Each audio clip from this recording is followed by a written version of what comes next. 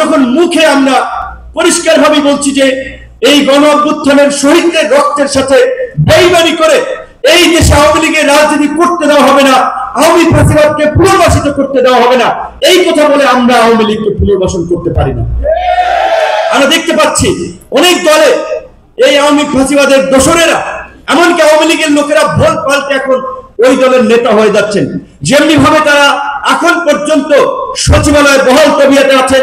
এমনকি আমি গতকালকে জনাব তারেক রহমানের উপস্থিতিতে এবি পার্টির প্রোগ্রামে বলেছিলাম, মিডিয়ার ভাইরা সহ আপনারা সকলেই জানেন, এই গত 16 বছরে আমরা নাগরিক সমাজ বলতে যাদেরকে বুঝি, সিভিল সোসাইটি বলতে যাদেরকে বুঝি, জাহাঙ্গীরনগর বিশ্ববিদ্যালয়ের সরকার ও রাজনীতি বিভাগের সাবেক অধ্যাপক, পটুয়াখালী বিজ্ঞান ও প্রযুক্তি বিশ্ববিদ্যালয়ের প্রতিষ্ঠাকালীন ভাইস চ্যান্সেলর অধ্যাপক লতিফ মাসুম, দিলারা চৌধুরী, আসিফ নজরুল, হাতে গোনা মাত্র এরকম 5 থেকে 7 জন ব্যক্তি পাবো যে যারা ধারাবাহিকভাবে এই ফ্যাসিবাদ বিরোধী আন্দোলনে আমাদের সাথে সংহতি রেখেছেন, আওয়ামী লীগের বিরুদ্ধে ভোকাল ছিলেন।